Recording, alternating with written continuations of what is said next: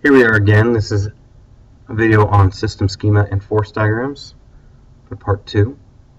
In this case we have an algebra book, a biology book, a calculus book, the table, and the earth, and I threw in the London Bridge just for fun. What we'll do is set up our system schema first by arranging the objects so we can draw arrows in between to show interactions.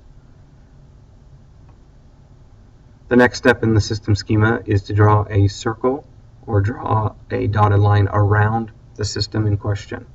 In this case, we're going to analyze the algebra book and biology book together. Notice that there are crossovers on our boundary lines in 3 places. So we do not need to worry about the other objects that are not involved. We'll get rid of those. Please recall that from the system schema, we can draw a force diagram or a free body diagram.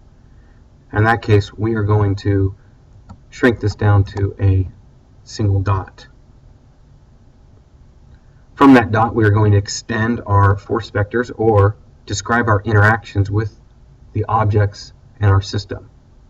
For example, we do know that we have a downward force acting on the algebra book and biology book system.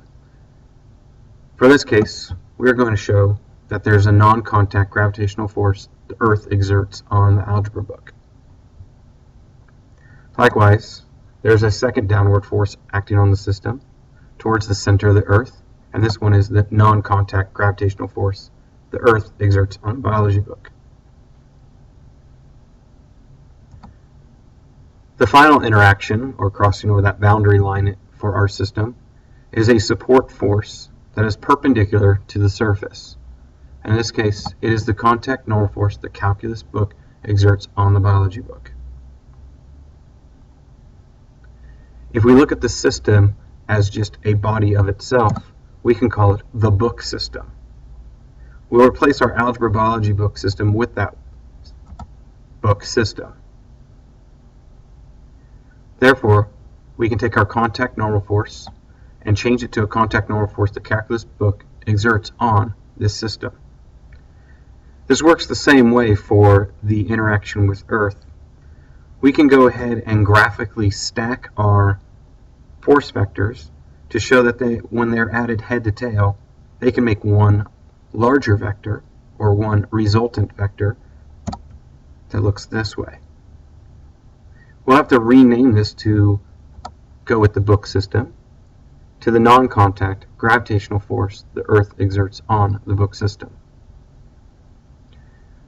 We can then simplify a little bit more by noticing that for the top force vector, we have a normal by the calculus book onto the book system, and we'll shorten that a bit more to just showing the subscripts.